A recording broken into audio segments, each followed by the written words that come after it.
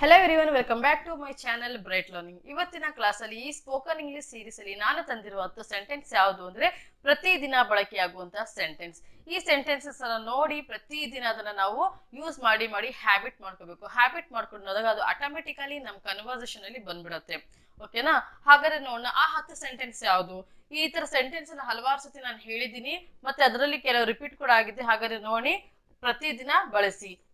Serve the food, ದಿನಾಗ್ಲೂ ಊಟ ಮಾಡ್ತೀವಿ, ದಿನಾಗ್ಲೂ ಊಟನ ಬಡಿಸ್ತೀವಿ ಅಲ್ವಾ? ಸೊ ಊಟ ಬಡಿಸುವಾಗ ನಾವೇನ್ ಹೇಳ್ತೀವಿ? Serve the food, isn't it? So we have to use this word, serve the food.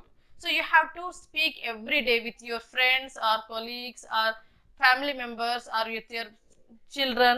So you can make the habit of speaking. Serve the food, ಊಟನ ಬಡಿಸು. Next, speak slowly, ನಿಧಾನ ಮಾತಾಡು ಅಲ್ವಾ? ಯೂಶಲಿ ಇದು ಈ word ಅನ್ನ use ಮಾಡ್ತೀವಿ. Speak slowly, ನಿಧಾನ ಮಾತಾಡು. ಡೋಂಟ್ ಟಾಕ್ ನಾನ್ ಸೆನ್ಸ್, ಅನಾವಶ್ಯಕವಾಗಿ ಏನೇನು ಮಾತಾಡಬೇಡ ಅಂತ ನಾವು ಹೇಳೋ ಸಂದರ್ಭ ಇರುತ್ತೆ. ಅಂತ ಟೈಮಲ್ಲಿ ನಾವು ಯಾವ ವರ್ಡ್ ಅನ್ನ ಯೂಸ್ ಮಾಡ್ಬೋದು?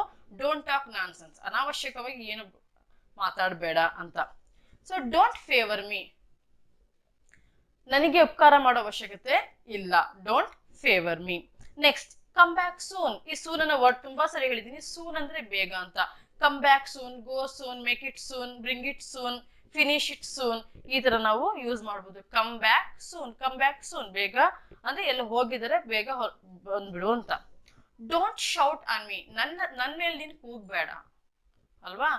ಸೊ ಅಂತ ಸಂದರ್ಭದಲ್ಲಿ ನಾವು ಹೇಗೆ ಹೇಳ್ಬೋದು? ಡೋಂಟ್ ಶೌಟ್ ಆನ್ ಮೀ, ನೀನ್ ನನ್ನ ಮೇಲೆ ಯಾಕೆ ಕೂಗ್ತಾ ಇದೀಯಾ? Why are you shouting on me? ಈಗ ಕೂಡ ನೀವು ಯೂಸ್ ಮಾಡ್ಬೋದು. ಶೌಟ್ ಅನ್ನೋ ವರ್ಡ್ ಅನ್ನು ಇಟ್ಕೊಂಡು don't shout on me. Why are you shouting me on me? Why they are shouting? Why the child is shouting? ಅಲ್ವಾ? ಒಂದು ವರ್ಡ್ ಹಲವಾರು sentences. Don't shout on me. Don't disclose this matter. ಈಗ ಏನೋ ಒಂದು matter ನ ಹೇಳ್ತಿರೋದು ತುಂಬಾ secret ಆಗಿರುತ್ತೆ, ಇದನ್ನ ನೀನು ಯಾರ ಹತ್ರನೂ ಹೇಳ್ಬೇಡ ಅಂತ. ಸೀಕ್ರೆಟ್ ಅನ್ನ ನೀವು ಹೇಳ್ತಾ ಇದ್ದೀರ ಅಂದ್ರೆ ಅಂತಹ ಸಂದರ್ಭದಲ್ಲಿ ಯಾರ ಹತ್ರನೂ ಹೇಳ್ಬೇಡ ಅಂದ್ರೆ ಡೋಂಟ್ ಟೆಲ್ ಅಂತ ನಾವು ಹೇಳ್ಬಾರ್ದು. ಡೋಂಟ್ ಡಿಸ್ಕ್ಲೋಸ್ ಈ ವರ್ಡ್ ನ ತುಂಬಾ ಚೆನ್ನಾಗಿ ನೆನ್ಪಿಟ್ಕೊಳ್ಳಿ.